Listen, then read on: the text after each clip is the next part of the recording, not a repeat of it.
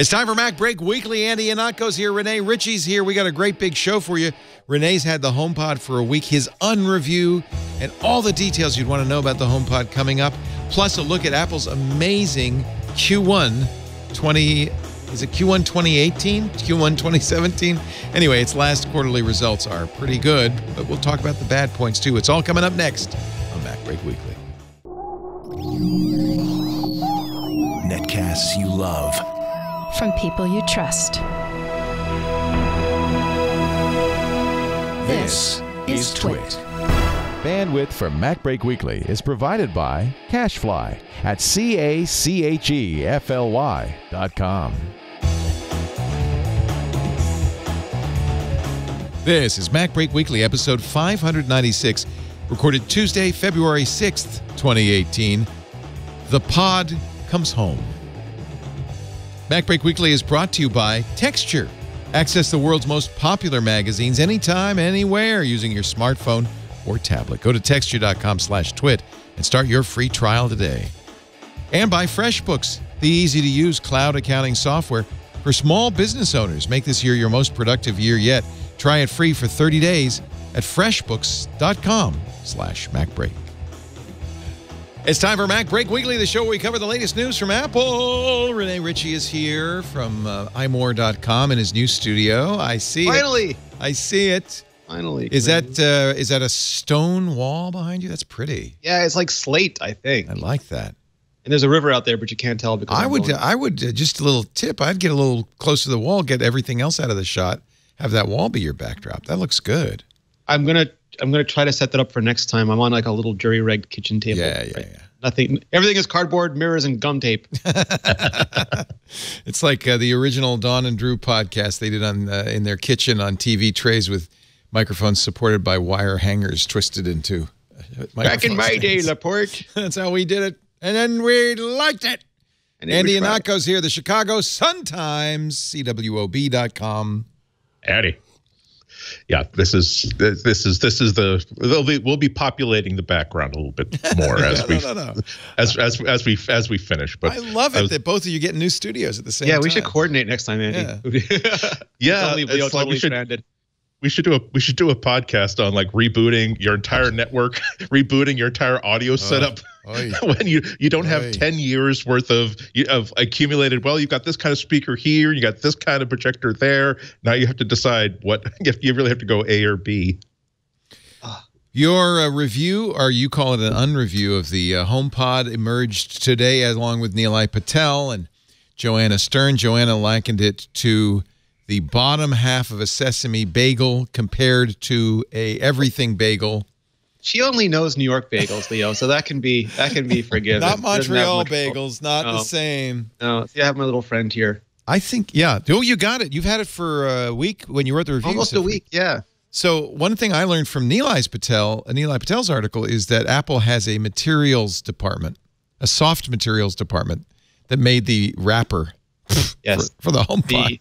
The acoustically transparent cloth mesh. And there's a cloth cord even. Yeah, I can hold it up. I hope this is more resilient than the Lightning cords and the MagSafe cords, because then I'll want it everywhere. I know, it's really beautiful. It's hardwired though into the back of the HomePod. Oh, that's too bad. Yeah, so you can't just buy it here and then flip it to South African power. I have no idea what you're talking about, Rene. Yeah, I think the rubber Apple cord. Standards for cords are wonderful. Did your hamster get to that? What the heck? No, just life, atmosphere, air got to it. It was a hard winter in Boston land, Leo, and Andy had to struggle to survive. So my, summary of the reviews I've read so far, including yours, Rene, is it sounds really good. It sounds really good. Yeah. Yeah, no, it really does. There's a lot of technology here. And you think that, Apple's not a speaker company, but they've been slowly and quietly accumulating a ton of speaker talent over the last few years. And they've added all their computational talent, the same thing that let them make portrait mode on iPhone, let them do this acoustic modeling in rooms and build out this system. And they said this project has been going on for 6 years. Nilay and myself and some other people got to tour their giant secret sound lab, which was astonishing in its size and the tools and stuff they had there. And they deliberately created it to be able to make a 3D sound stage just from one one speaker, and it really punches above its weight. It's pretty cool to listen to. So was this why you were in Cupertino? Was for this tour? Yeah. So you and Jim Dalrymple has the article and pictures on the loop of it. So tell us about this. This is the anechoic chamber that they use to test, and of course every speaker company has one of these. So I went in with some other analysts who had done those kind of tours before, and they said it was very similar, although it was on a scale that they'd never seen before. Like there were more rooms, and those rooms were bigger and had more stuff in them. And I think that's what happens when you have Apple's budget. Yeah, as we'll learn later in the show, Apple is on a scale that no other company is on. On before. Totally. And so there was one room that. It was a room within a room that was being suspended, and there was a wire mesh floor that you're not allowed to jump on as a trampoline. I learned that very quickly. And it has just cardboard acoustic. Sometimes there was cardboard acoustic tiling, sometimes there was foam acoustic tiling, and they had these huge loop arrays of speakers and microphones so they could beam stuff at the HomePod, pull stuff out of the HomePod, and just little HomePods in the middle of this whole room. And what's really cool is they had the iPhone team, and they have a whole iPhone vibration team whose only job it is to make sure the iPhone doesn't buzz or make low frequency sounds or do other things to disturb you, and to make sure that no matter where you put the headset on your ear, it sort of tries to beamform the sound from the speaker into the position that you're holding it. And they brought it in so that if you were asleep and there was no sound, you wouldn't hear any buzzes or vibrations or anything from HomePod, or you wouldn't hear any sort of noise distortions. And they went from room to room. They had a bunch of Apple employees who were testing it, and they got acoustic models back from them. Then they built a room that was the average of all the different environments that it was in, and they could tweak that to sort of figure out what it was like with ambient noise. And they had a room that was made out of concrete and steel, feet and feet of concrete and steel, that isolated all noise down to -2 decibels. And when they closed that door, it was just the most unnatural sort of feeling in the world. And they were using that to test sort of like noise coming out of the device. It was all super interesting. Boy, after seeing all that, you'd be hard-pressed to not think this thing sounded better than anything else. But does it really? I mean, seriously, can you put that out of your mind that they did all that and listen to it? Here's one of my concerns. It's very easy, and everybody does this. You know, there's what we haven't seen yet is the graph of frequency response, which we used to see. You know, Stereo Review, every time there's a new system, they would have from 20 hertz to 20K. You know, the frequency response, and you want a flat frequency response if you want an accurate speaker. But as JBL learned early on, and many others, Bose. Nobody wants a flat speaker. You want a speaker that's tweaked to sound better, which often means little bumps in the equalizer at certain places. The problem with doing that is that it sounds better on some kinds of music and not on other kinds of music. And that's one problem with a lot of modern-day speakers is that they sound great with modern pop music, but you, Andy, put them on your, Donna Demero. Thing on opera. And it's not going to sound as good. And that's tricky. Now, I'd be interested. Apple might be smart enough. They're putting enough power in this thing. It's got the brains of an iPhone 6 to know what kind of music's playing and to change even the frequency curve. So does it sound fine across the board? Did you do a curve? Do you know what its curve is? No, so I'm the opposite of an audiophile, and I was approaching this like, would an idiot like me actually even notice a difference compared to different speakers? But they did explain as part of the tour that they made sure they did everything in those rooms to make it absolutely scientifically perfect, to be that sort of that neutral speaker. But you don't really want that, I think. No, so then they handed it off to the team of fussy audiophiles at Apple and the people who are artistic about sound, and they tuned it for human beings. Is there a way in the settings to say what the frequency response is? Not that I've seen, and it is continuously modeling, so it senses for any change in the room. It will sense changes in volume and remodulate everything so that the bass doesn't get deformed if it's too low or the volume is too high. So it's continuously analyzing everything about itself and all the reverberation and echoes and everything to make sure it sounds good. So I don't know specifically that it's adjusting for kind of music, but it is always adjusting for whatever metrics it can pull out of the environment. Here's, just for eye candy while we talk about it, iJustine unboxing her HomePod. And probably she's not conscious of this, but I noted she's not only wearing a Series 3 Apple Watch, but also a slave shackle bracelet. So she's got kind of the both worlds in there somehow. It's bigger than I thought, or maybe she's smaller than I thought. I don't know. It could be either one. Nicely boxed as usual. Beautiful cable, normaled into the speaker, which is usually not a good idea because if it frays or breaks, you have to bring it to Apple to fix. Or Burke. Burke could fix it if you have a Burke. round Apple sticker in there. So did you play it on a variety of music, Rene? Yeah, I asked it to play a bunch of It starts off when you set it up. It asks you to ask for music right away because you don't have to do any sort of true play tuning, or you put the little speaker in the room and try to find the sweet spot. By the way, let's look at that, because she's showing the manual, which is a simple trifold like most modern manuals, but the setup is really cool. Yeah, tell us about that. So it asks you to ask for a song, and then it tries to pick a song based on its understanding of music that you've liked in the past. And as soon as it starts playing that song, it starts detecting the acoustics in the room, and then it does all its self-tuning. And that takes between like 1, 2, 3, maybe 5 seconds.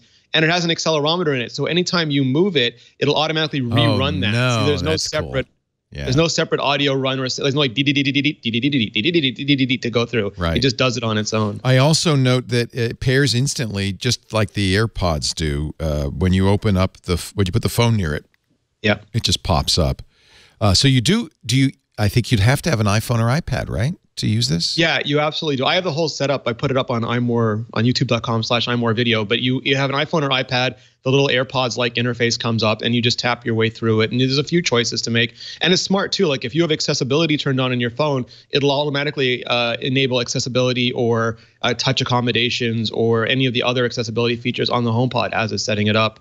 If you have Siri set to male American or female British, it'll copy that over for you while it's setting it up. Let me go to your iMore review, because I want to show your setting up of the HomePod instead of hers. Well, mine is just the setup, so you don't have to sit through the unboxing. I did a separate one just for the setup. Yeah, nice. But it works. Sorry. Oh, I was going to ask, does when you select your first thing for it to play, is the genre going to influence how it sets up the device? Like this is going to be tuned towards folk acoustic as opposed to ear splitting metal? No, I don't. I mean, I asked it to play a podcast first because of course I did. But so it's tuning to. That's probably the wrong thing, right? No, totally. But then as you play more human music, like proper so it stuff, continues to adjust. Moving. Yeah, if it needs to, and as it moves around or as the room changes, like if it's in the corner of a bookcase, it knows that compared to if it's against a wall, compared to if it's in the middle of the room, it senses all those differences in this environment. And if it's in the middle of a room, for example, it'll use those 7 tweeters to send sound 360 degrees around. It's hard to think of it in terms of like stereo or 5.1. It definitely takes the mix into account. It always wants to represent what the artist wanted to do with the song, but then it takes that information and uses that to place sound in the room as best it can. And if it's against a wall, it'll bounce stuff off the wall to get the same sort of effect, to do the center versus the ambient placement. So Rene, in his usual overachiever mode, wrote 10,000 words and a podcast and multiple videos. So you really have. Is this the setup video in here? This is the unboxing? If you go halfway through, it'll start the setup. Yeah. Yeah, see, that's the look that I like with the slate wall behind you. I like that. That's what I'm going to have for the pod. I actually have an adapter to make that camera work with Perfect. It's beautiful. So there's that little trifold again. Yeah. But, it's nice. That's all you need. So would you use this instead of your stereo? I mean, is it that much better? Well, the other one thing I was going to point out, too, is it makes this little tone when you first start setting it up that is the same thing as the pattern on an Apple Watch or iPhone when you set it up, or the code you type in for an Apple TV. So it just knows that it's pairing to that device, and you don't have to do anything else about it.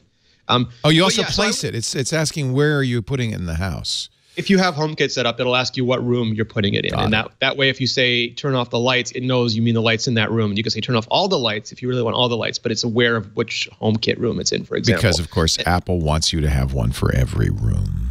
Well, it's also useful for security. So, for example, you can say I want to let anybody AirPlay to it. I want to only let people who are on my network, which means you've shared your Wi-Fi password with them and you trust them. Or I only want to share it with people who I've shared my HomeKit home with, which is generally only your family.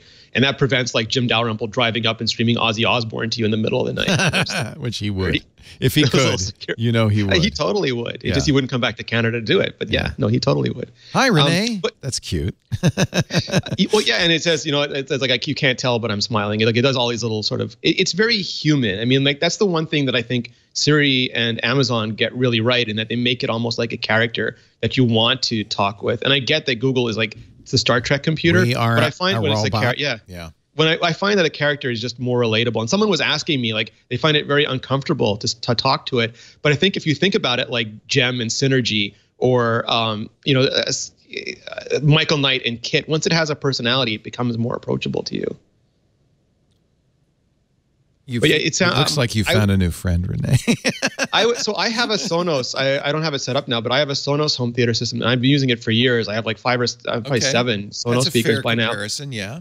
And it sounds unmistakably, even to my non-audiophile ears, unmistakably better than Sonos. There was an audiophile on Reddit who said it was about 20% better. I don't know what that means, but I can hear that it's cleaner, it's crisper. It sounds fresher and brighter to me. Does the bass? Yeah, I could hear the brightness on it, but how about the bass? The bass is good. The only thing that I find weird about the bass is I'm used to having a Sonos sub, and that's big and boom and it rocks the floor. Yeah. And Apple went out of their way to make this not like it sits on the shelf, and it's not supposed to knock itself off the shelf. Yeah, it can't. So I do miss that. But if I didn't have Sonos, I would get this immediately. And even though I have Sonos, when AirPlay 2 comes out, I would strongly consider, I'm a nerd, I'm going to do this anyway, but I would strongly consider a paired match of HomePods instead of a Sonos Theater. I just wish Apple had a dedicated soundbar mode that if I wanted to, I want to say, just right now AirPlay is great. It's sticky. So you pair it to your Apple TV, it'll keep doing AirPlay. If you ask questions, it'll pause what you're watching, answer the question, it'll say play, pause, all those things.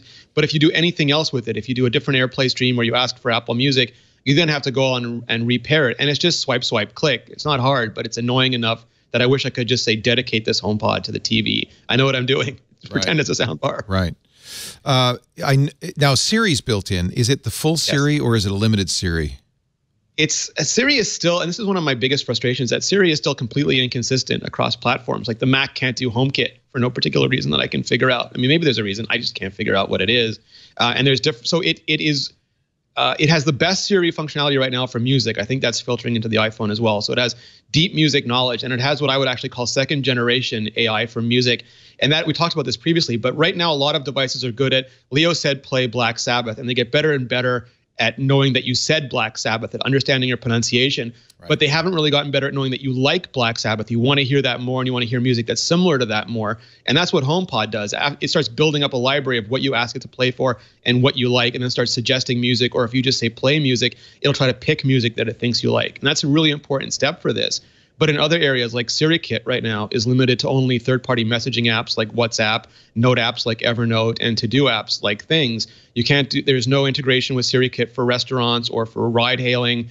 And maybe that's just Apple trying to figure out the completely voice-only interface without a screen for it. And maybe we'll get that at WWDC. But also, like audio SiriKit still isn't there, so you can't do native Spotify or native Audible. Or native Overcast, if that's what you want to do. And I think that's the area where Apple really has to pick up their pace. You can send send and read messages, add reminders, create notes. Can you make phone calls? You can't initiate a phone call, but you can use it like once you have a phone call, it becomes an audio source. Like you could switch to AirPods or switch to speakerphone. You can switch to HomePod. And it has and you can use its mic for the phone call? Okay. Yeah, I tried it with Serenity earlier. She said it was across the room. Said it sounded big and boomy, but it wasn't bad for across the room. Well, it's got, how many mics? 3, 4? It's an array. 6 array mics. Yeah. It's got 7 tweeters going around the bottom. 7 tweeters, 6 mics, and then an incursion, something, woofer. High excursion. Woofer. High excursion, yeah, woofer. Which sounds like it's going on trips, but it's just lots of. I only went by the audio nerds who I was in the analyst group for this because the HomePod's not coming out in Canada. That's why I didn't do a review. Must have been fun to hang out with those guys. Yeah, but they were all they'd been on this tour from 8 different vendors, and they'd seen all this stuff, and watching them sort of nerd out over the technology because they had a disassembled HomePod in front of us. Oh, and interesting. We could pick up the pieces and check it out and they were just nerding out too. And when the nerds nerd out, that you're doing something. Was it the consensus of the audiophiles in the group that this did in fact live up to its hype? Yeah, I think even the biggest critics I've seen, like even people who aren't happy with Siri or other aspects of it, like in Nilay Patel's review too, he said he's a huge speaker nerd. Yeah, he said it sounded great, and he's the kind of guy who would have a vacuum tube amplifier on his desk. He does. In fact, he said he has an analog stereo system. In his video, which is way overproduced, I'm just jealous. Looks like a Netflix show, I know. Yeah. He actually does, I think, a very good thing, which is he plays the comparison. He has all the same music playing with all these different speakers. So you can actually listen, although playing it on my MacBook, they all sounded the same. But he says, wear headphones. Yeah. I got at WWDC, they did it with the Play 3 and with the Echo. And then this last week, they did it with the Google Max. the Sonos One and the new Echo. And I think Sonos is just a little bit, just in terms of speaker quality, it's a little bit behind Apple. The Google Max and the Echo, I don't think should be in the same category. They're more like speakers that make sound. Yeah, not even close. And the Google Max is huge, but it doesn't sound anywhere nearly as good as Sonos or HomePod. Well, I ordered mine. I'll get it Friday along with the other folks who've ordered them, and $350. It's not cheap. On the other hand, if it's really a good speaker, $350 is not expensive, frankly, for a good speaker. It's not stereo, which, you know, some people. So that is super confusing to me, and I spent a lot of time asking about it. And Apple is using these terms, I think, in a really bad way. I think it would do them. I think it just does a disservice to the information out there. When they mean it's mono, they mean there's one speaker. When they mean it's stereo, they mean there's two speakers. It has nothing to do with the audio coming out of those speakers. They're just using. Well, but if I play a stereo song on it, am I going to hear left and right? No. Yes, it's going to take the left and right channels. It's going to do the center first, and then it's going to beam the left and right channels either straight out or bounce them off walls. So it might sound like stereo? Yeah, it's weird though, because you can actually walk around it, and like, so if you walk behind it, it might be the opposite channels if you have it like in the middle of the room. But it tries to put stuff in the right space. Oh, I can't wait to hear that. And some people find that off-putting because they said, like, in a concert you don't get to get up and walk around an orchestra. You just don't do that. Well, you would if you could. Yeah, totally. And when you have two of them, it doesn't make it stereo in like the left-right channel sense. It just, because there's two sources now, it can better model the room, and it can fill a interesting. Bigger, and you can add 3 or 4 when you get have to re-understand what stereo means now. I mean, they're using a classic definition that I think nobody understands, and that led to a lot of confusion over. Well, normally you wouldn't have, what you want is separation between left and right, and normally with a single speaker you can't. But they're doing something so different now with tuning and aiming, and they're aiming at the walls. Remember, Bose very famously 30, 40 years ago had their Bose 901 speakers were direct reflecting. They said you need to put them in against a wall in a corner because some of the sound is intentionally reflected off the back wall for spatial. Well, this is that in spades now. They can go 360 degrees around the speaker. It's like, the only analogy I could make is it's like portrait mode, where it takes a camera that has no native ability to do bokeh or anything like that, and through computational power and machine learning lets it do that. And this is a small device that has no business being able to do spatial audio, and through sheer will of technology and programming, get it to do much more than the atoms themselves are capable of. And I think this is just the beginning of all these companies sort of making all these products computational. So in the week you've had it, have you listened to a variety of music? Is there one that sounds better than the others, or should we just ignore anything you have to say because you're not a stereophile? Again, no. I mean, like, it just sounds really good, and I like. Really good. I don't have favorites. I like variety. Like my favorite is variety, a bunch of different things. So I've listened to jazz and hip hop and classic rock. And they have stations for everything. And when I've been watching the videos, I've been like, people have been asking for stuff, and I've been asking to play it. And so far, I haven't found anything that sounds bad. Again, I'm not the best judge, so I wait for people like you or people who are really good at audio. I want Andy to listen to Donna Damaro and tell us what it sounds like. That's what I'm looking for. She's in the room, Leo. She's in the room. I'll take it. Yeah. I mean, it could, you know, this is an example of how Apple could really reinvent what a sound system is. And that's the hope, is that they're doing that and they're not hyping it. You know, it's the question of hype versus hope. They could be hyping this beyond its capabilities, or it sounds like it's the latter. They're doing enough computationally here with an A8 chip.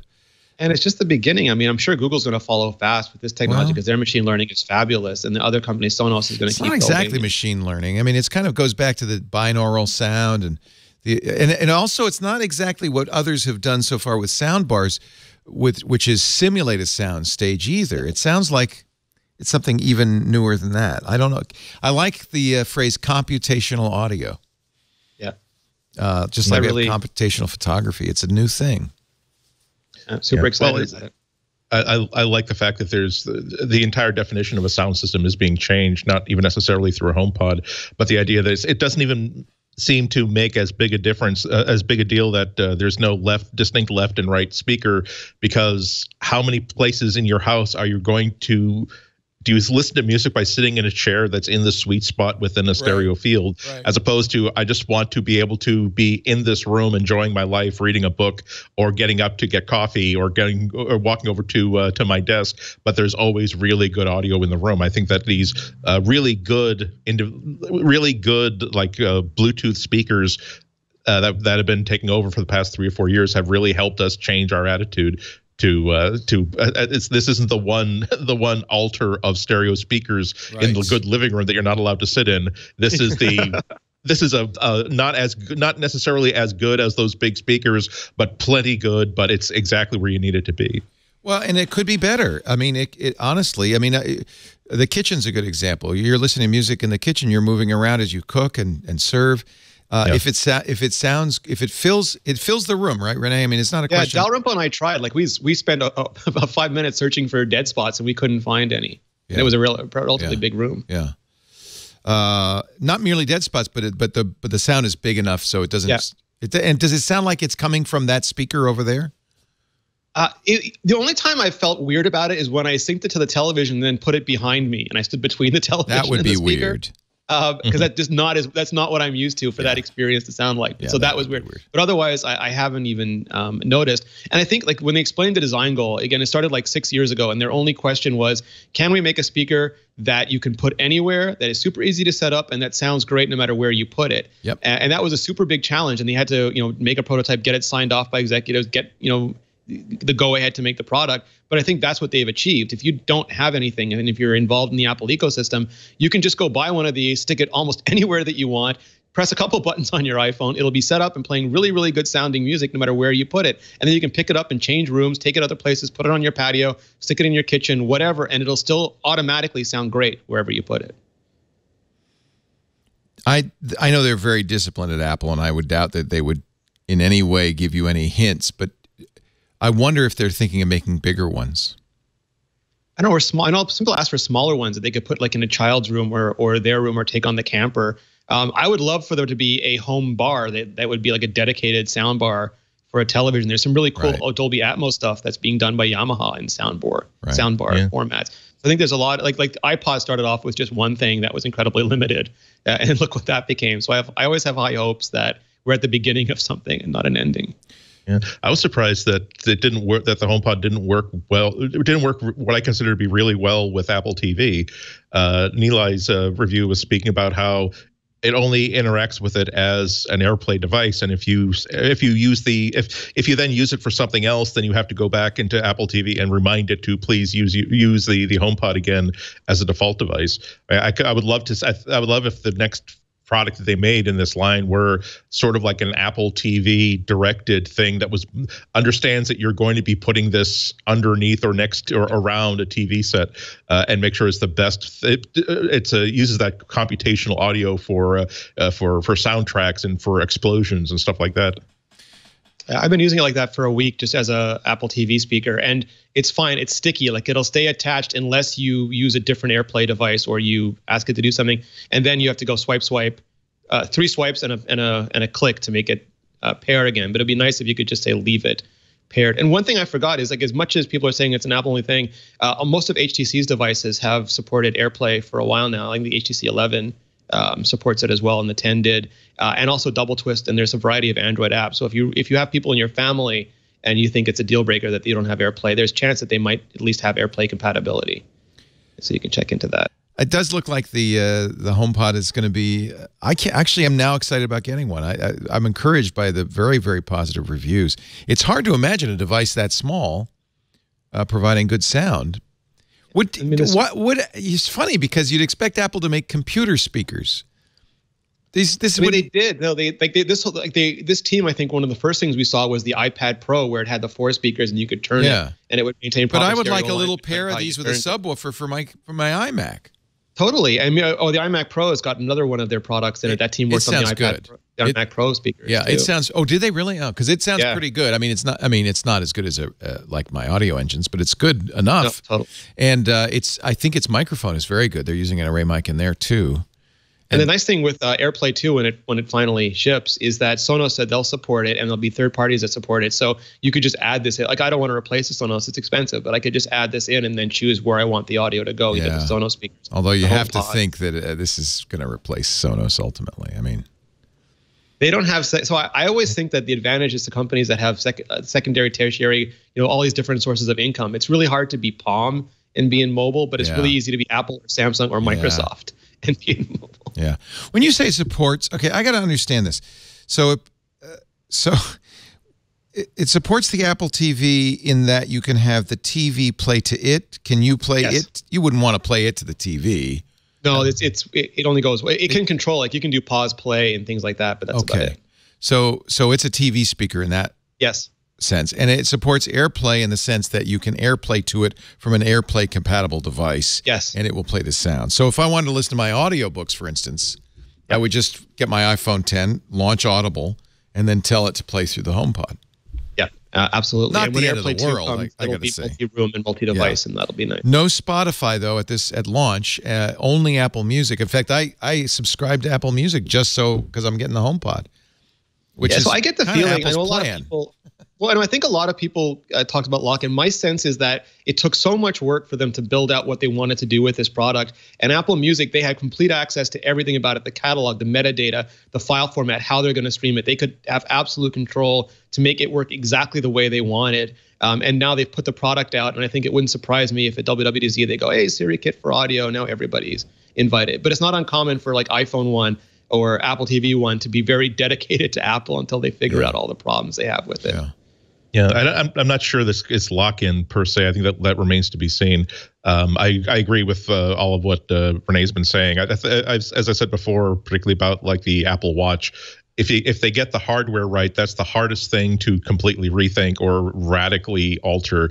As long as it's a good container for the software you intend to pour into it for the next 1, 2, or 3 years, that's fine. So so long as Apple gains our trust by rolling out new features that we're expecting today over the next year, that's fine. At the same time, I don't think it would have been difficult to make it work as a Bluetooth device, a Bluetooth audio device.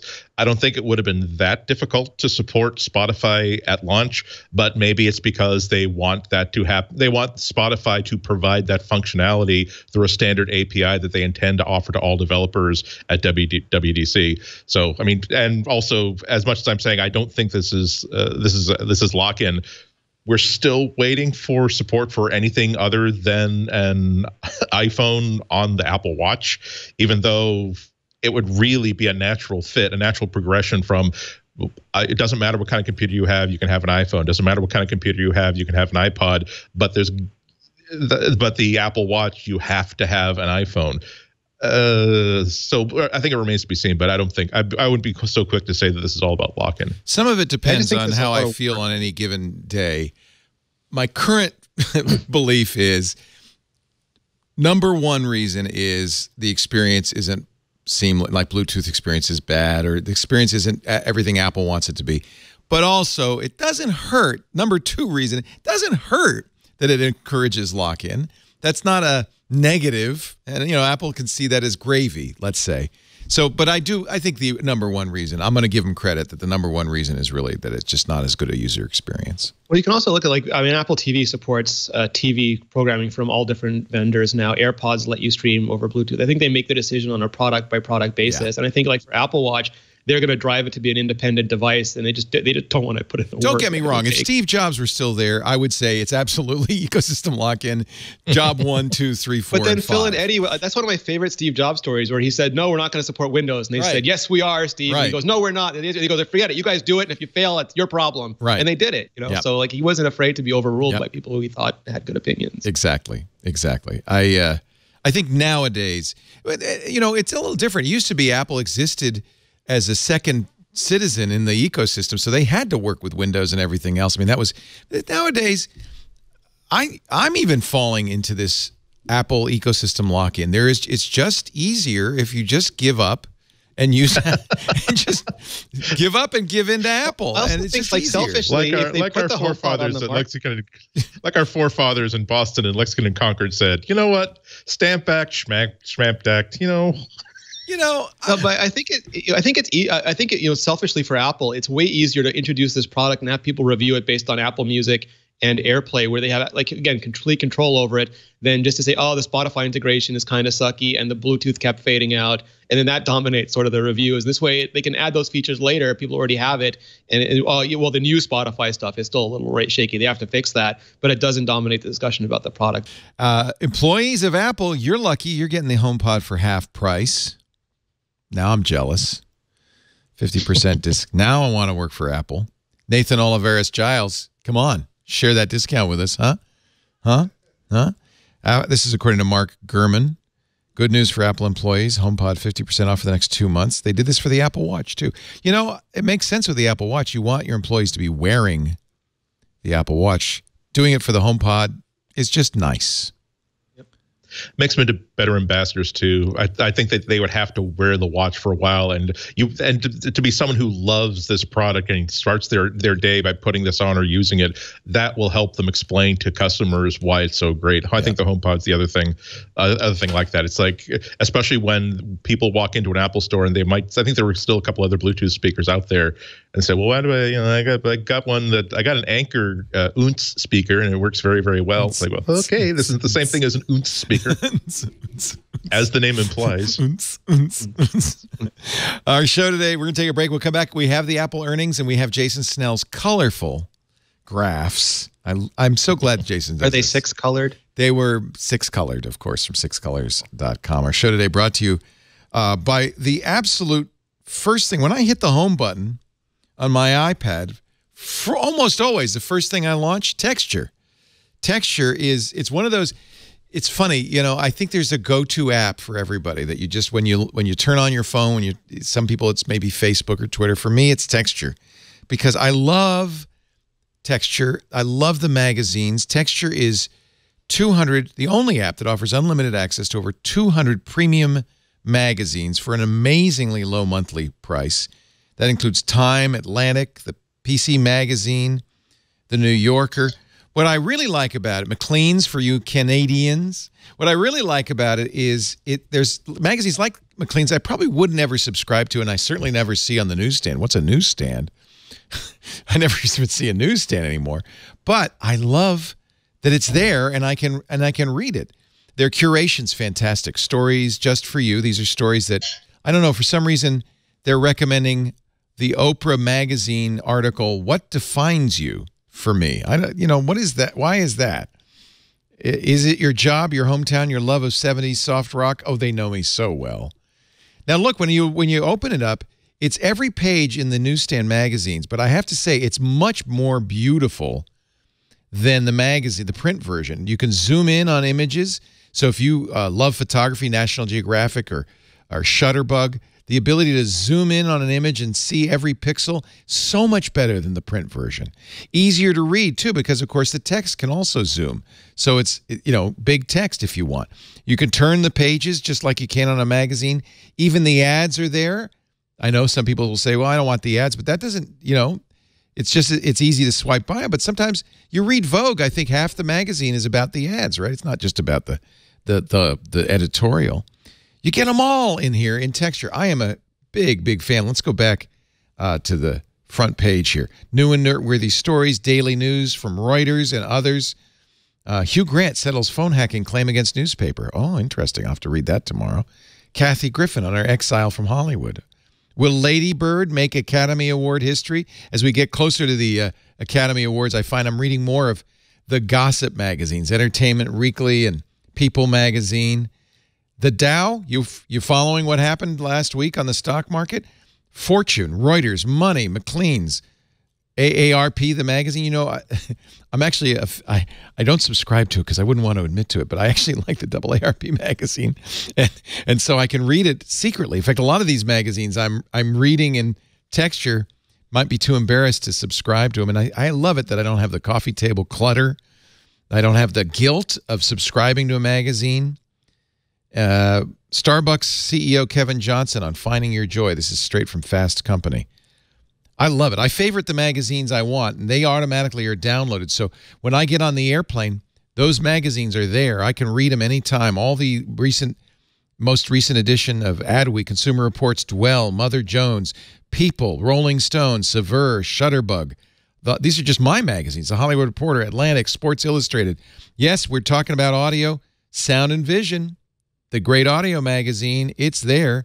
And what I love is when you click the table of, by the way, this is another one where you want the ads, right? When you click the table of contents on Sound and Vision or any of these magazines, you go right to the article. See how much easier that is than reading an actual magazine? Right now, you could try Texture free, texture.com/twit. And if you want to continue, and I know you will, Our listeners are going to get Texture for a great price. Less than the newsstand price, less than the subscription price, but even less than the Texture price in some cases. $9.99 a month.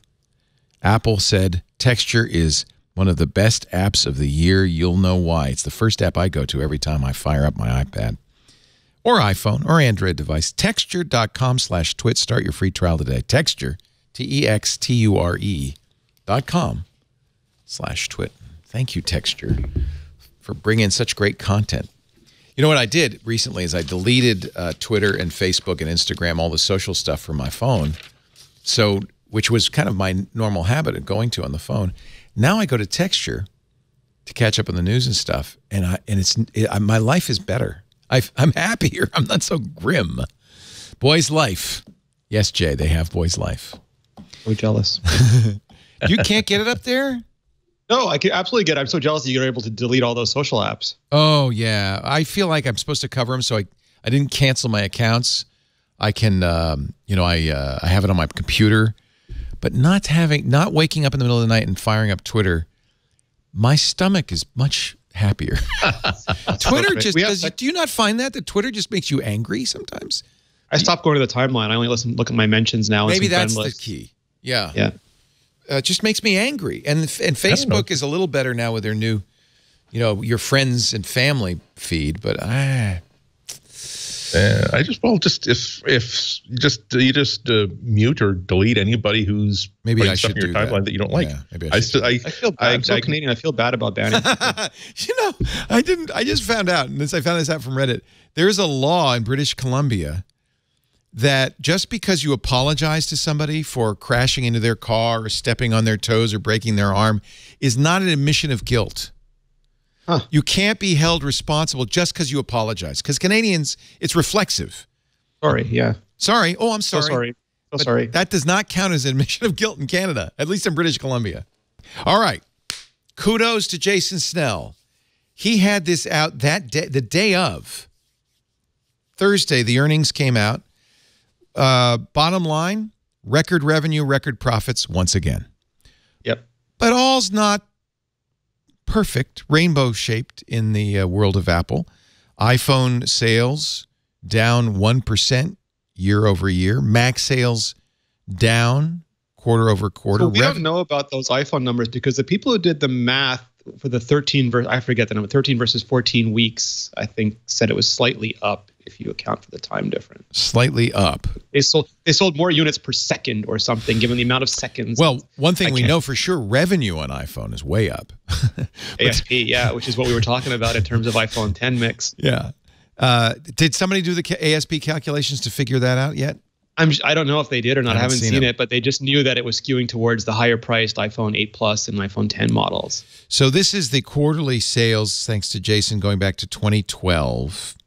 And as you can see, I mean, the last few Q4s have been pretty darn good, well beyond anything in 2012, 13, or 14. They're running out of humans to sell them to. They're going to have to hope Elon finds Martians to increase them. I can't, even though Q1 2017, they sold 78.2 million iPhones. Q1 2018, they sold 77.3 million iPhones. I can't say that that's a flop in any respect, right? A little down. No. Also, these weren't Apple's targets that they failed to hit. These are analysts' targets. Right. So we don't care what analysts say. 4-quarter moving average iPhone units, 53.9 million. It does show a huge flaw in the system because Wall Street is really designed to promote growth. And once you have everything, where do you grow? You can't grow farther. Well, but I think nobody would question that Apple's a good stock buy, given that they now are repatriating their international money into America, and they're going to give most of that money back to stockholders through stock buybacks and dividends. Nobody's going to be a sad shareholder. Scooter X, who is our chat mod. Is it okay if I tell this story, Scooter X? I don't know. He is a shareholder, and he is going, what is it, February 18th? He's going to the shareholders meeting at the new Apple campus. So a few lucky shareholders won the lottery. He said he didn't get in the lottery, and he was upset. He didn't get in. And then what did you complain about it? Did you tweet about it, Scooter X? Something happened. And somebody from Apple called and said, hey, we found an extra ticket. You want to go? So he's going. Nice. Nice, Apple. They must know that you're our chat mod. I think that's probably it. They must be really confident about their stock performance if they're actually inviting cranky stockholders to be part of the meeting. Year-over-year iPhone revenue change up 13%. Very, very good. Although, again, you know, I mean, that doesn't mean they sold more iPhones, just that they're making more money. iPad sales. Here's a bright spot. Look at the jump in iPad sales. It's year-over-year, quarter-to-quarter, even going back. You'd have to go back to 2016 to show better sales. And I'd have to credit that to the iPad Pro and maybe the $329 low-priced iPad. I don't know. And also, some are starting to finally age out. Like people are holding on to their iPad 2s for years and years. I think a lot of them finally upgraded with that new 9.7-inch. I was hoping for better Mac sales because I'm just prejudiced. I want the Mac to be a big part of their overall revenue. It's not close. Quarterly Mac sales down. It's actually the worst worst Q1 sales they've had since 2014. Maybe that's because people hate those touchpads. I can only. They also had no new Macs in the last quarter. Traditionally, they've had like a new iMac or something. Oh, the iMac Pro came out in this quarter, didn't it? Yeah. The iMac Pro did, but that's a very small part of sales. The new iMacs and the new MacBook Pros, which are most of their sales, all of that came out in June. Right. Here's the pie chart showing revenue by category. 70%. Wow, iPhone. 7% iPad, 8% Mac. Services continuously going up. It's now 10%. Probably most of that driven by App Store, right? Not Apple Music, not iCloud, App Store. Right. Other means what? The Apple TV, Apple Watch, AirPods, TV. All that stuff. Is Beats in this? Beats headsets probably another. Yeah, I think they're another. So other's not a big category compared to the rest, but I mean, most companies would still give 3 of their executives children to have. Yeah. I mean, we should point out that when we're talking total revenue for a 3-month period, we should emphasize for 3 months was what, $80 billion? 83, I think. Yeah. And the quarterly profit, like the money they get to keep for 3 months, $20 billion for 3 months. So, you know, everybody's jumping up and down because Amazon made $1 billion. It's like, well. You can basically hear Luke on the calls going, we cannot print it fast enough, shareholders. We try to make so much money, we have nowhere to put it. It's kind of amazing. Yeah. It's amazing. Kind of amazing. Total app and revenue is $59.8 million in this 4-quarter moving average. Record-breaking. Record-breaking. Always in every way. But still, every single chart, every single bar, it's iPhone, that's worrying. iPhone. Do you think that's worrying? Not really. Google search, Amazon retail, Amazon. I think it would be really worrying in almost any other company. With Apple, people who, once they get someone into an iPhone, they stay got, either because they're absolutely delighted by whatever the next one is, or Apple just some of the new iPhones are better received than the others, but they've never had one that got people so steamed that they started looking elsewhere at the Verizon store. So I would like to see them start creating really bigger pieces of the other pie, but that could be just prejudicial. If you took away the iPhone and just simply said here is a company that does everything but the iPhone, Apple would still be doing very, very well. So, plus, I think you nailed it. It is the flagship, but there are a lot of other products, and it brings you into the fold. It's also an outlier. I don't think there's ever been, like, including companies that have monopoly control over fossil fuel resources. There's never been a product like it. It's just a complete outlier, and you're better off ignoring it. Like, it's great that we have it, but you're better off looking at Apple without that distortion. Ben Thompson, Stratechery, says Apple has entered middle age. Well, I mean, is it really fun is it really okay to make fun of the Ring's hairline? I don't know. Actually, Ben Apple admits Park that he also in his middle age. Isn't this funny? This Wired cover from June 1997 with the multicolored, the rainbow-colored apple and the covered in barbed wire and the word "pray" beneath it. Well, your prayers were heard, obviously. Apple's doing just fine. Been okay 20 years. Yeah. He's talking about the HomePod strategy here. He says the strategy around the HomePod, at least from my perspective, far more fascinating than the device itself. He has one apparently. He says, oh no, I guess he's talking about his Echo Dot. To get but he says, my criticism of Apple Music when it launched was not a statement of whether or not the service would be successful, but whether or not it was worth the trouble. Well, now HomePod is the answer. He says, I have to admit, I'm pretty impressed with Apple's foresight. Go ahead. You can encapsulate it, Rene. Well, no, I just think he was referencing a Wall Street Journal article, which is based on analyst reports, and you can always take those with a huge grain of salt. But that Apple Music is on track to surpass Spotify in the U.S. market. Do you think that's true?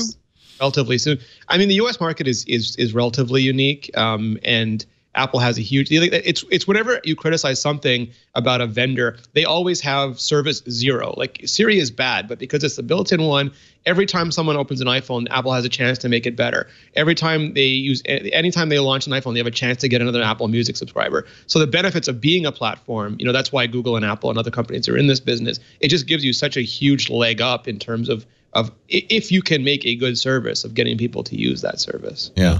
And so that's why it's significant that if they were to surpass Spotify in the United States, guess where Apple has the biggest percentage of phone users. It's going to be more interesting in the coming years when they've already sold Apple Music subscriptions to all the iPhone users, but now there are people in other countries as well that they have to go get. Spotify still has about twice the subscriber base as Apple Music. It's definitely worth considering that Apple Music has been around for not quite so long a time as Spotify, but I think it's also worth saying that Apple Music is also available on Android, but we got to I'm interested to see the numbers on how many Android people have switched to Apple Music. That's the one where there's no built-in advantage. There's, matter of fact, trying to overcome the lesser. Google Music has an advantage on Android, but it's not necessarily built into every phone. It's something they still have to go and get. It works best with Android, but not the others. So there's a lot to really digest in that number. My understanding is that Apple Music on Android is like if you have 5 kids and one of them happens to have an Android phone, it's nice that your family plan works for them too. And it's sort of like the same thing with iMessage on Android. It's like at a certain point, it's valuable for Apple's platform to have iMessage and to have Apple Music because it's a way of making more value for the phone, which is 70% of their income. But if those things ever become more valuable, like BBM arguably became more valuable as a platform than BlackBerry was, and they didn't do anything about it, and that's where you start to hit the risk. Mm. And I don't think Apple's really caring whether they beat Spotify. I think that it's the ecosystem. It's the totality. The best product for their customers. Yeah. In fact, Ben says people misunderstand it. They say most commentary has assumed customer wants HomePod. 2, therefore customer subscribes to Apple Music. 3, Apple profits. He says no. The order is customer owns an iPhone, which is a great place to start, because you have more of those than anything else. Customer subscribes to Apple Music because it's installed by default on their iPhone, and it just works better. And 3, as an Apple Music subscriber, customer only has one choice in smart speakers, HomePod. Then profit. But I think it's even bigger than that. I mean, I think really this is the ecosystem as a whole. It's more and more it's clear the ecosystem play is working. And also, Apple. as we talked about, Apple is running out of people to sell iPhones to. And if you can't sell more things, you've got to make the amount of money that you sell each thing for greater. And you can do that by increasing iPhone prices. But you can also do that by selling people Apple Music subscriptions and Apple TVs and HomePods to go along with it. That way, instead of getting more customers, you extract more money from each customer. And it's one of the few ways that you can.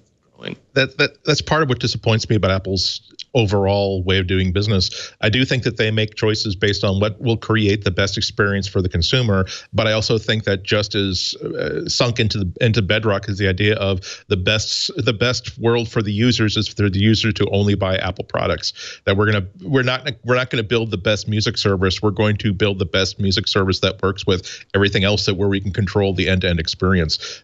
The Apple Music app on Android is one of the most beautiful apps I have have on my Android phone. So it shows that they can definitely translate an Apple aesthetic to another platform very, very well. So that's why it kind of bothers me if they decide to step out of the batter's box whenever they have an ability to prove that we're not just good at making things and we can control the whole world. We're okay to continue on our space exploration theme. We can build a Mars rover that just goes out there and deals with whatever it encounters, as opposed to we've got a Mars rover that works great so long as you operate it in the Mall of America and they never add any stores or turn off any of the water features. But ultimately, I can't imagine Android's that important to Apple. If anything, what that app does is tells people, hey, you know, it's nice over here in the Apple world. Come on over.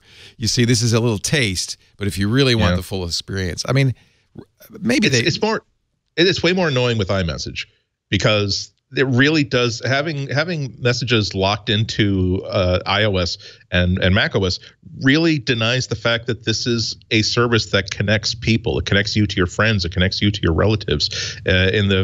If you look at the larger plan that Apple's pursuing, it connects you to the larger world of restaurants and navigation and payments and everything.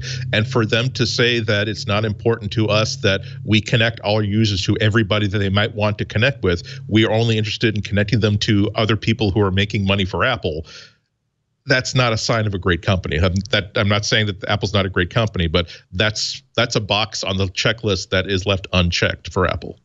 I just think they don't know how, like, it's not a business that they are either in or understand. Like, if you buy an iPhone, that pays for iMessage. But if you're using iMessage on Android, what pays for that? They're used to not running anything at a loss, and supporting, let's say, an additional 500 million users is a significant infrastructure and expense and development cost. And what would they do to monetize that? They're not going to run ads in between it like Instagram or something would. And Apple Pay really needs that secure element. They don't have that on most Android. It would be such a fundamental shift in how Apple runs its business that I understand why they haven't leapt full bore into it. Let me finish with Ben's thought, because he says Apple's in middle age, and he says that's not necessarily a negative.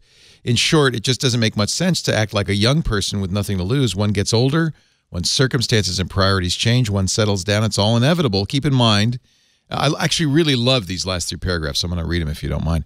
The swashbuckling Apple, the one led by Steve Jobs, not Tim Cook, that looms so large in everyone's imaginations, couldn't have had more different circumstances. Jobs is a product and execution genius. But in truth, we have no idea how he would have dealt with the strategy questions facing Cook. So, and he brings up this iTunes for Windows as you did. It was, Andy, it was correct strategically as making HomePod exclusive to iOS devices. The former fits one's mental model of how a company should operate is a matter of circumstance, not principle. So it was for every Jobs decision. Expanding the iPod market with the Mini wasn't disrupting itself. It was a means of making more money. And an even starker example is that the iPhone cannibalizing oneself is a whole lot less impressive when the cannibalizing, actually maybe you should say more impressive, when the cannibalizing product is a higher ASP and higher margins. This is to take nothing away from either decision, simply to note it's a lot easier to make decisions everyone loves when the overall market is growing. The fact of the matter is, say again? I think he's saying that because they thought they would make more money on the iPhone, it was easy to sort of cannibalize the iPod. But I think there's still inherent risk in that. Oh, a I lot see. of companies are too afraid to make those choices. He's saying it's not as courageous as it seems. But I mean, you look at Microsoft and you see how afraid they were of cannibalizing Windows, like with things like Courier. I think it's courageous. I think it's courageous. I mean, they didn't know it would have higher margins. I mean, they knew it would have higher margins, but they didn't know it would sell better. Yeah. So I think it's courageous. It's anytime you say, I'm going to make the next thing and it's going to cannibalize the old thing, that's a big deal for any company. That's a big jump. Yeah. It's always, however, important to recognize the difference between Apple and all other companies. Microsoft has a huge problem that Apple doesn't have, where people can go anywhere to buy the hardware that runs Microsoft software. Apple, they know that if they want to they can bravely make a huge change to their Mac operating system, knowing that it's not as though the makers of Macintoshes that run older versions of the operating system can still run that stuff. They can still sell that hardware. No, because people are just like, you can't really buy a Power PC. You can have a Power PC or a 68030 based Mac if you want, but you're going to be stuck in 1996, 1997, and you won't be able to use Mac OS 10. So there's so many interesting conversations to have about the way that these companies do business. They were very concerned about cannibalizing sales, and I think a bigger issue is just simple lack of imagination, lack of vision. But a lot of it is that if they decide to do something that is so radically different to all of these customers that are just want to sit down at a desk, turn on a computer, and do boring stuff that makes them money. It's not as though all these makers of PCs, not as though Dell and HP and everybody else is necessarily going to follow Microsoft into the future. They're going to be perfectly happy to say, oh, guess what? This still works great with a 2007 version of Windows that you know and love. So there's a lot of variables to coordinate here. Last paragraph of the article, and I think this is absolutely right on. The fact of the matter is, Apple under Cook is as strategically sound a company as there is. It makes sense to settle down. What that means for the long run, stability-driven growth or stagnation, remains to be seen. I think that's what I've been saying all along. I think the knock there is that, Apple under Tim Cook, for example, is super eager to embrace AR. And they're embracing AI in some ways, but other people would argue that they're not going all in on things like Siri the way that a company like Amazon is going in on Alexa. And you always have to pick and choose your battles, but you come from what you know and the kind of products you know. And Apple has been really good about, they went from PCs to mobile. But will they be able to make the leap from mobile to ambient computing, for example? You never know until those sorts of things happen. Yeah. Let's take a little break. Okay, before we do, am I missing any other stories? There is an incoming call glitch on the iPhone 10. I've experienced it where the phone won't ring for 20 seconds or so. Apple says we're looking into it. I've had that. I've also had where you can't swipe to answer it since like 1997, and I haven't had that. Yeah. So there's one thing, the battery health stuff is in the latest beta. So if you got the new beta. You've got the new beta? All right. Get the beta, and it tells you your max. My iPhone 10 is at 100% of maximum capacity and is running at peak performance. So I know that at least. Tim implied that there would be a switch in there to turn off the slowdown. I guess you wouldn't know because you don't have an older phone. Yeah, I'm going to install it on an older phone later, and this one is not rolled in Apple's advanced power management yet, so there's nothing to turn off. Right. But I'll try it on an older phone later today. So we'll keep an eye on that. So it's interesting. It's happening to you too. Yeah, on that iPhone 10 slow to ring issue. I just thought I wasn't getting calls. I just thought no. they In were fact, going to voicemail directly. Because other phones would ring, and then I wouldn't see it on the iPhone 10. I'm trying to answer, and there's nothing there. And also the vibration on iPhone 10. I find the vibration like they're not. It's not quieter, but it's a different. Like it feels more horizontal, where the older iPhones were more vertical. And I would hear them on the table going, even if I had the ringer off. Where this one is more like, and I don't hear it as much. So like there's so many things going on. I thought I was just losing my mind for a while. This is this article from 9 to 5 Mac says that you can disable the battery throttling, and there's a little, you might be hard pressed to see it under the peak performance capability. There's a disable. Yeah, mine link. doesn't have that. Yours doesn't have that, so it must be sensitive. To the capacity. Yeah, when it's 100%, it doesn't show. Well, it's also only some phones. It's only iPhone SE, iPhone 6, iPhone 6s, and iPhone 7 right now that would have that. Yeah. So in the 3 images 9 to 5 Mac shows, if the battery capacity is 100%, you're just going to see normal peak performance. If it's not, or it's an older phone, we're not sure exactly, but you'll see a disable button. Once you disable it, that's the image on the right that says this iPhone has experienced an unexpected shutdown because the battery was unable to deliver the necessary peak power. That's because you nitwit. No, I added that part. You have manually disabled performance management protections. So those are the 3 different screens you might at least see. They're telling you that you have a shutdown, because I think a lot of people don't understand the choice. What happened. Like it's not an informed choice. Yeah. So once it happens and you're like, okay, now I know what I'm choosing between. Yeah. Yeah, I really am a strong believer that you always tell the pilot the operational status of his or her vehicle, and if there's something happening with your phone, don't say, "Well, we don't want to confuse think about I don't want to confuse the user," but it does no good to say, "Why is my phone shutting down after 8 minutes every time I use it? Broken phone, I'll throw it away and switch to something else." You say that there is a problem that we're trying to fix, and we're trying to create a great experience for you. That's always a mistake to ignore that. Here's the fourth and final screen from 9 to 5 Mac. Your battery's health, which added a paragraph, your battery's health is significantly degraded. An Apple authorized service provider can replace the battery to restore full performance capacity. This seems to me to completely flatten any complaints people had about what Apple was doing. They're now giving you the information you need. They're giving you a choice, and they're explaining it fully. I think this is exactly the right way to handle this, as you said, Andy. That should have been day one. Well, you know what? Everybody makes mistakes. The key is learning from it. Yeah, no, again, I'm not saying damn them all to hell for having done that. Right. I'm saying that was an obvious mistake. That wasn't a subtle thing to me. Yeah. We mentioned Apple Music on track to overtake Spotify. They say in U.S. maybe by this summer they're growing 5%, Spotify growing 2%. We already said that. Apple Watch in the quarterly results.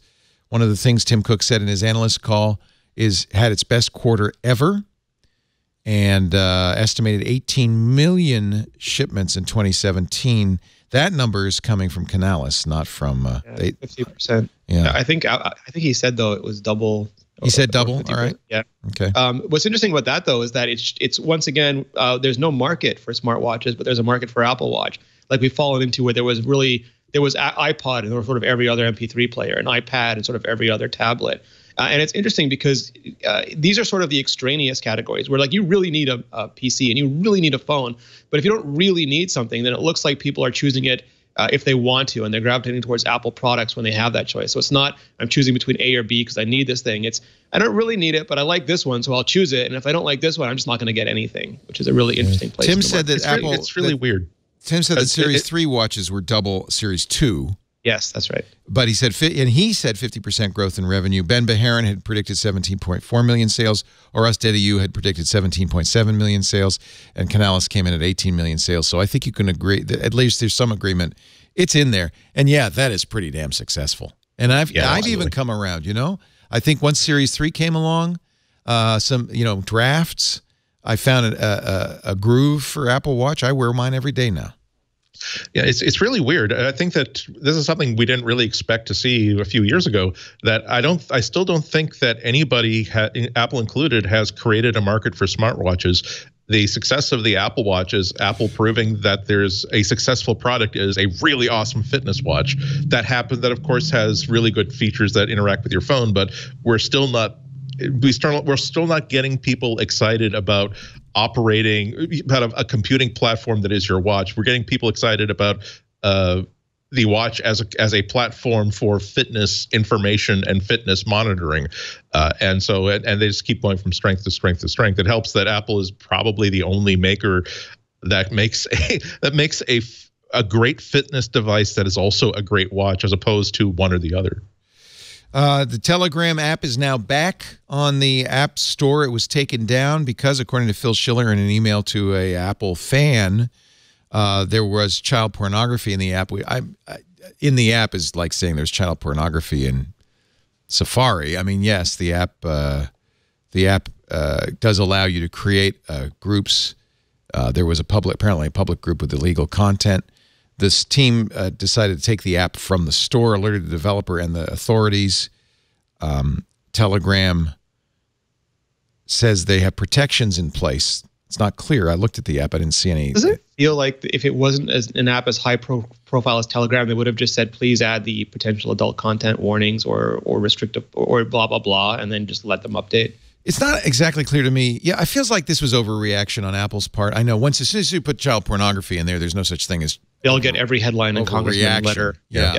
But there's illegal. You can get to illegal content in Safari. You can get to illegal content in Apple Messages. You can get to illegal content in any. We had that era. App. Remember, that was that era where every app that had a web access had to put an 18 and over potential content warning on it, and like we sort of worked our way through that. And now I don't think it's just Telegram, because I heard that some forums apps were having it too. So it wasn't direct messaging or even like group private messaging, as if you had a public forum like thing. Yeah. That was the issue, and some other apps I think got hit with that too. But again, it feels like we keep going into these things where it becomes much bigger issues than it could have been.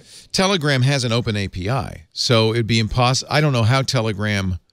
It's not like you have to get approval from Telegram to create. It's like Reddit. A forum. Shouldn't it feel like Reddit, where they just shut it down when they're alerted to the content? Like, oh, bad Reddit, subreddit, bad forum, cut it down, fine, and then you keep going. Any event, it's back, which and it's a great app. It's widely used. It was banned in Iran because people were using it to protest the government.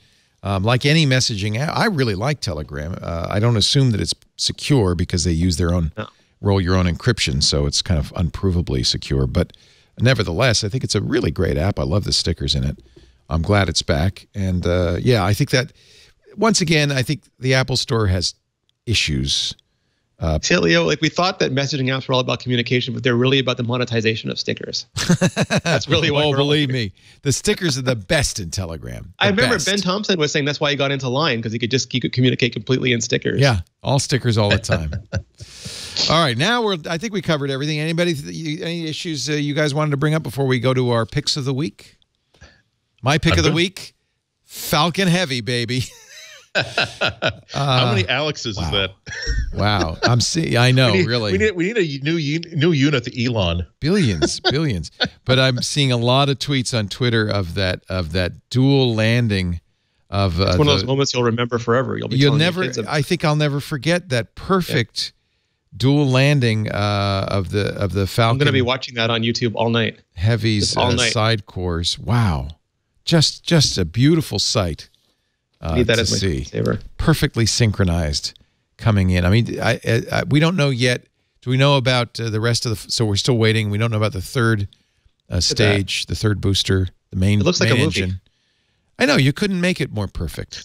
Yeah, that would be a special effects coordinator would say, yeah, I mean, it's a good first pass, but we need those to be a little bit out of sync. We need a little bit of wobble. Come on, man. Come on, that's just not realistic. Just not realistic. Second stage engine cut off as planned. So we're just watching the Twitter feed from SpaceX to see what else there is to say. I had to retweet Jen Frazier, who said, "I'm not crying, you're crying." Talk about under-promising and over-delivering, right? Oh, it might blow up. And might blow up. Well, I knew as soon as he said that. That's Elon speak for, you better watch this. Don't miss this one. Don't miss it. It's going to be good either way. Our show today brought to you by FreshBooks, the easy-to-use cloud accounting. Now, I say accounting, people think, well, wait a minute, Leo, you use FreshBooks for invoices. Yes, it starts with invoices. The easiest way to create invoices. Invoicing was always the worst part of my job when I was a freelancer. I'd put it off, firing up Excel and Word and making an invoice. I was invoicing Rogers up in Canada, so I had to convert to Canadian dollars. The whole thing was just a nightmare.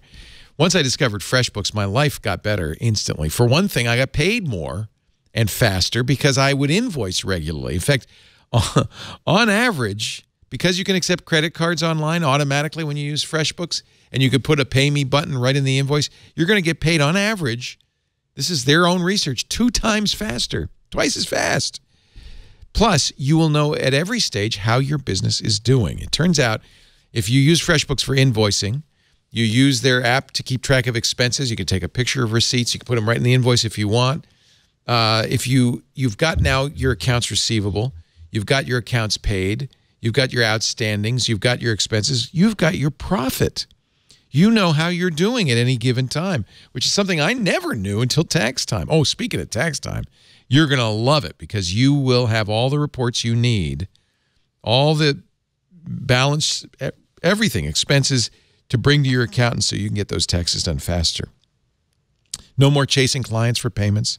No more waiting in line at the bank to deposit a check. Accept credit cards directly from the invoice. Create proposals now with rich text content, images, customizable sections. FreshBooks automatically connects to your bank account and updates expenses daily. So you do less data entry. Of course, you can always take a picture of the receipt and upload it and let FreshBooks do the rest. They'll enter it in and everything. From payment reminders to late fees, automate as much or as little as you'd like to so you can get back to doing what you love and let the money come in.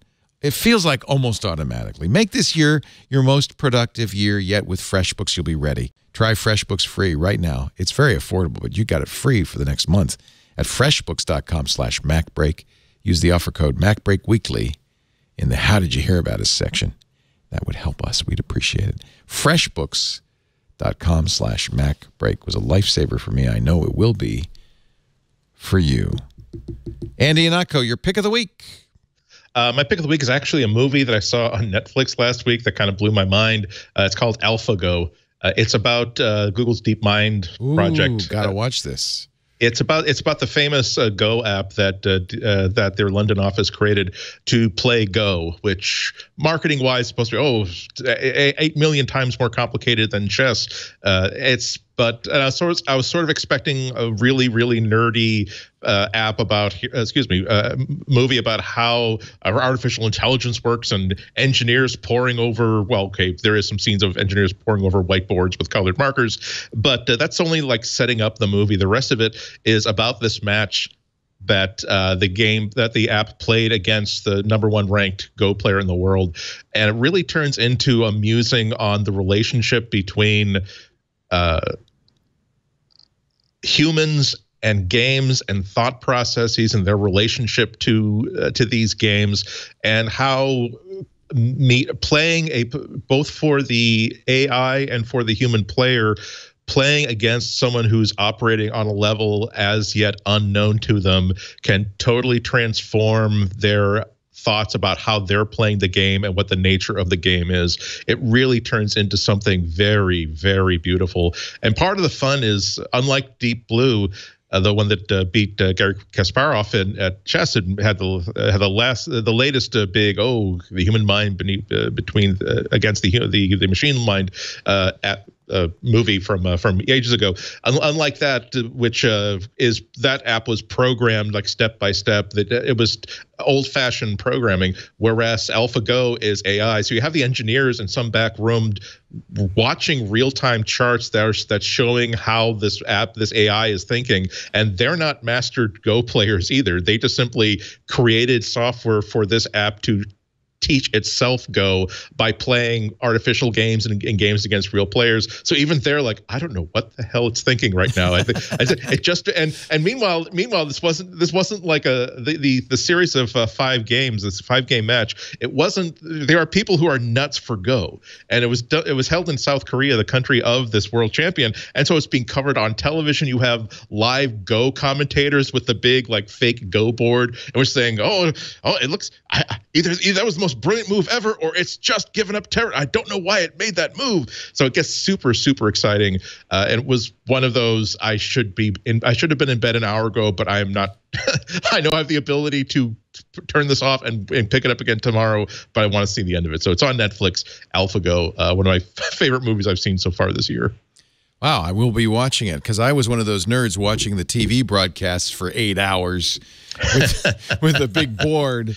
Because I was fascinated by the whole thing. A big fan of Go too. It's a great game. Not nearly as good as I'm just a complete duffer. But boy, yeah, I can't wait to see that. Watch that. Don't watch that stupid Cloverfield Paradox they were advertising on the Super Bowl. I want to see a falcon land on a Go board now. Now that would be cool. Rene Ritchie, your pick of the week. So I have 2. The first one is kind of self-serving. Today with the HomePod, I launched the video version, the YouTube version of Vector. So if you want to see me podcast rather than just hear me, you'll be able to watch along. Some people like to watch along, as you know, from the MacBreak podcast. So this is up. It's a baby YouTube channel. I don't even have a proper URL for it yet. I can't afford one of those yet, but it's going to grow. So if people like the Vector podcast, they can watch it in video now. Awesome. imore.com/Vector. And your second pick? Yes. My second pick is this little guy. This is a Hue motion sensor. And again, as I moved, I decided to really go in on the HomeKit stuff. And this is by the same people who make Hue light bulbs. You just get it and you add it to your Hue app, and then you place it somewhere and you assign automation programs to it. So for example, this one just sits on a shelf in the bathroom, and anytime you walk into the bathroom, it just turns on the lights, which sounds really dumb. But like when you wake up in the middle of the night and you walk over and you're futzing with a light switch, it's way better if the lights just auto-magically come on and then they turn off again after whatever length of time you set it. But wait, there's more. It's also smart. So for example, in the daytime when it's bright, it'll put the lights on maximum. In the early morning or late night hours or at night, it'll have them very dim, almost like a nightlight effect. So it doesn't blow your retina out through the back of your skull when you stumble in there. Oh, I'm ordering and it does one that right now. and you can do so great, like, because the HomeKit. I don't like, some people don't like HomeKit because it's an Apple thing, but they've got a lot of things that other home solutions don't provide. For example, you can make these rooms and homes, but you can also do scenes and you can do groups and you can do a whole bunch of stuff. And it's got really, really good automation. And you can have it so that if the motion detector sees you come in, you can start chaining events. Like if the motion detector trips, put the coffee pot on, or turn on the lights up the stairs because you know you're going to be in the stairs next. And you can really start to pull out, like, you can't do a lot with it yet, but you can start to do these little basic programs that just makes life even like lazier. Like saying, yo, Jimbo, turn on my lights is just too much work now, Leo. I want to just be there. You know, I was all excited because I can do that now. Now I have to get the motion sensor because that's too much work. Oh, and there's also switches. I'll talk about those on another show, but you can get switches for people who just insist on turning off all your Hue lights. And then, like, you know, you could put a fake switch on there that lets them control them, and they think that they have real world power over them. Yeah, it's really great when you start getting into it. So this guy, you put it, like, you have to adjust it a little bit to make sure you don't walk by the room and it turns on. But once you get it in the right place, it's really robust. And I put them in like the laundry room, the bathroom. Yeah. There's a storage room, just because my hands are full. I don't want to have to futz for the lights. It just turns on and then it turns off on its own. That's really good. Yeah. Yeah, I like it a lot. $40 Hue motion sensor. And of course, it only works if you have Hue lights and a Hue home base. So you're going to get all the Hue stuff. I've been slowly increasing other motion sensors too. My Hue possessions. Are there ones that work with Hue? Well, there's ones that work with HomeKit, and then you could have the HomeKit automation say if the motion sensor is triggered, trigger the Hue. Yeah. The Hue just gives you really good integration with the Hue lights. Nice. I want to recommend a program Chris Marquardt told me about Sunday on the radio show, our photography guru. And I mentioned this is my pick on iOS today because I thought it was really cool, but I want to also mention it here. From the folks at Prisma, something called Sticky AI, Android as well as iOS. And what I could just show you real quickly. What it does is it allows you to take a picture and turn it into a sticker, change the background on it. You can have a transparent background. You can have different looks. It's Prisma, right? So you recognize these looks. You can add text to it if you want, a variety of colors, and then you can add it to your iOS stickers or put it in your photo book. But the thing that's really cool about it, let me show you in real time so you can get what it does, is that it will somehow magically know what to cut out. So I'm going to take a selfie of myself in not the most propitious circumstances. It's not like I'm on a green screen. Oh, and in fact, it did get a little bit confused by the gear behind my head. Let me do one more of those. Just segmentation masking you. Yeah, it's doing something clever. I don't know exactly what it is. There we go. Yeah, there it did a pretty good job. I looked demented, but it did a pretty good job. So that's completely. I didn't have to do anything. It automatically cut the background out. And now I can place myself in other circumstances. I can make a sticker. I can mess around with it.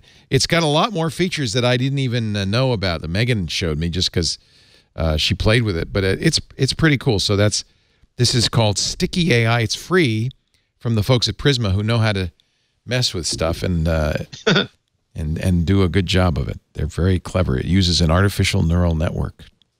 Create your own still and, by the way, animated stickers as well. She created a great animated sticker that was just fantastic. In fact, I should show you that. I'll leave that as an exercise for the reader. Thank you, everybody. Thank you, Rene Ritchie. You'll find him at imore.com. Don't forget the new Vector podcast with video at imore.com/vector. And his fantastic 10,000 word. Well, you did 10,000 words, a 50-minute podcast, multiple videos. His unreview of the HomePod. It's all there if you're interested in learning more about the HomePod. And Rene got the briefing in Cupertino. That's why I was down there last week. So he has a lot of inside information. Thank you, Rene, as always. Thank you to Andy Ihnatko. He's our man from the Chicago Sun-Times. And always a lot of fun having you on the show. You'll find Andy at his website, cwob.com, and on the Twitter at IHNATKO. You're posting a lot of stuff now on that. That's good. You're getting active. I'm getting more active. I haven't posted in a little while. It's just a new layout. I like it. Thank you, Andrew. Thank you, Thanks. Rene. We do MacBreak Weekly every Tuesday right after iOS Today, usually around 11 a.m. Pacific, 2 p.m. Eastern. That would be 1900 UTC. If you want to stop by and say hi, go to twit.tv/live. Join us in the chat room at irc.twit.tv. There's always somebody in there. They're always having a lot of fun. You can also be in studio. Nice studio audience today, slowly growing throughout the show. I don't know why, but all you have to do is email tickets at twit.tv. We'll put a chair out for you. You can also hear us now as part of your flash briefing in many countries, including Rene's own Canada. Woo! Let me, I got the list down here somewhere. They've added flash briefings to your Amazon Echo in Canada, Australia, the United Kingdom, and India. So if you have an Echo in one of those countries, and in the U.S., of course, you can go to your Echo app and search under Flash Briefing for Twit and add our briefing. We put a little, 2-minute segments of shows, different shows every day throughout the week, and it's a great way to have your Flash Briefing enhanced by a little bit of a twit. Also, once more, I'd like to ask for your help. If you haven't yet taken the Twit survey, once a year we do this, get a little bit better idea of the audience, helps us sell advertising, helps us make better programs for you. The survey should just take a few minutes of your time. It's just a few questions at twit.tv/survey. And honestly, as I say there on that page, we are not collecting any personal information. Anything you're at all uncomfortable with, don't answer. But this is not about you individually. This is about the audience as an aggregate. We don't save your email address. We don't email you. We don't save any of that information. It's just to get a picture of the audience as a whole, not of any individual. And you can trust us. One of the reasons we have to do this is because we don't collect any information about you any other time during the year.